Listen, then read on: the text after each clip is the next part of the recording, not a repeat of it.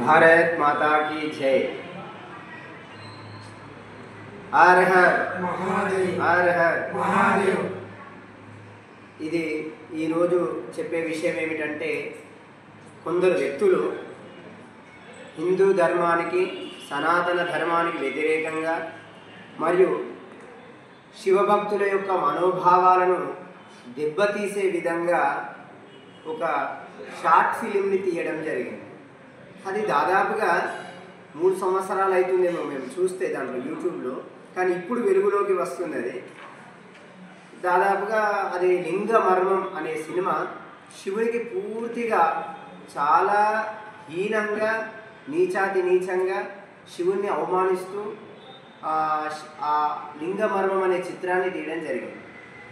మరి లింగ మర్మం అంటే ఈ సప్త ఋషుల కంటే ముందు కూడా అసలు లింగం ఈ లోకానికి లింగోద్భవం, లింగం అనేది ఏ విధంగా వచ్చిందంటే బ్రహ్మ విష్ణు మధ్య చాలా భయంకరమైన యుద్ధం జరిగితే వారి మధ్య ఉద్భవించినటువంటి ఒక తేజోమయ లింగమే మనకు శివరాత్రి రోజు మనం జరుపుకుంటాం, శివరాత్రిగా జరుపుకుంటాం.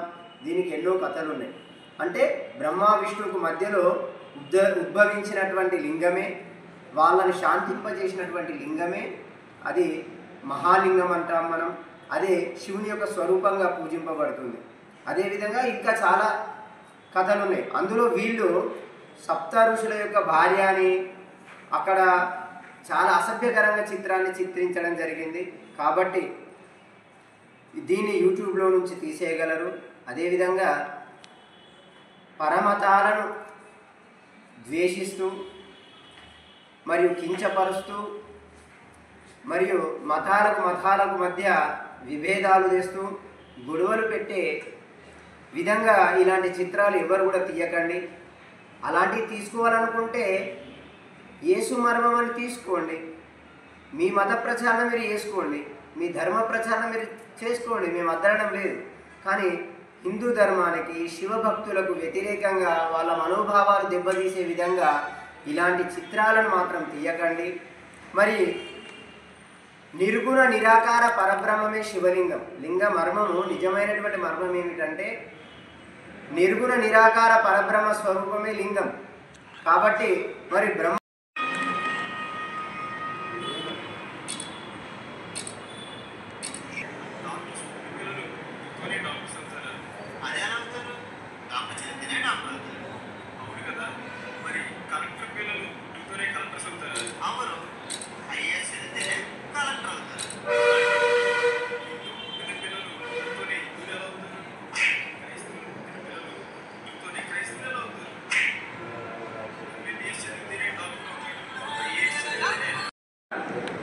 పిరమిడ్ ధ్యాన కేంద్రం ఏదైతే ఉందో దాంట్లో కూడా ముందుగా ఒక చేపలు పట్టేటైనా గాలం వేసి ఏ విధంగా చేపలను పడతాడో ఆ విధంగా ఫస్ట్ అందరినీ కూడా అన్ని సాంప్రదాయాల వాళ్ళని ఆహ్వానించి ఇప్పుడు ఏమంటున్నారంటే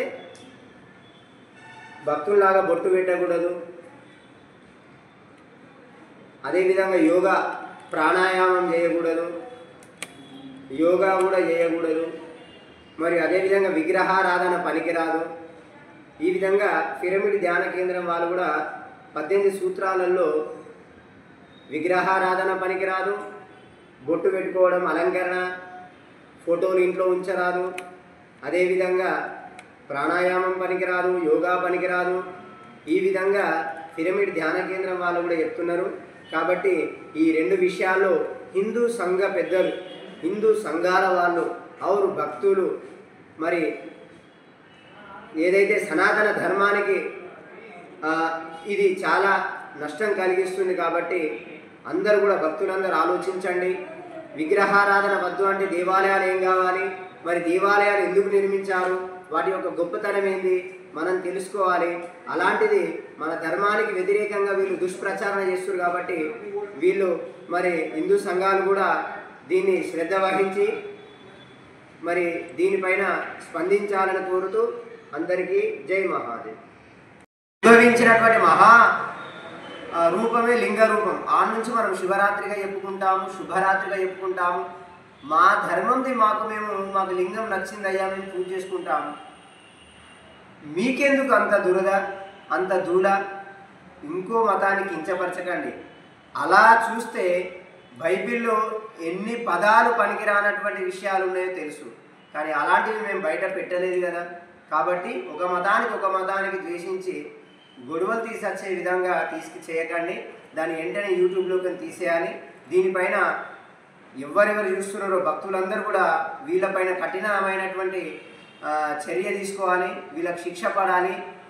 ఏ ప్రాంతాల వాళ్ళు వీళ్ళపైన పిటిషన్ కేసులు వేయాలి, వీళ్ళని కఠినంగా శిక్షించాలని కోరుతూ భక్తులందరూ కూడా ఇకనైనా మేల్కొని ఇలాంటి మూర్ఖులకు ఇప్పుడు ఊరుకున్నట్లయితే ఇంకా రెచ్చిపోతుంటారు. కాబట్టి ఇలాంటి మూర్ఖులను కఠినంగా శిక్షించాలని కోరుతూ ప్రభుత్వం కూడా దీన్ని చర్య తీసుకోవాలని కోరుతూ భక్తులందరూ కూడా చైతన్యం కావాలని కోరుతూ హిందూ బంధువులందరూ కూడా చైతన్యం కావాలి, శివ భక్తులందరూ కూడా చైతన్యం కావాలి. ఒకడేమో అయ్యప్ప మీద అంటుంటాడు, ఒకడు సరస్వతి మీద అంటుంటాడు, ఇంకొకడు రాముని మీద అంటుంటాడు, ఇంకోడు కృష్ణుని మీద అంటుంటాడు, ఇంకోడు శివుని మీద అంటుంటాడు. ఈ విధవలని కఠినంగా శిక్షించాలని కోరుతూ భారత్ మాతాకి జై.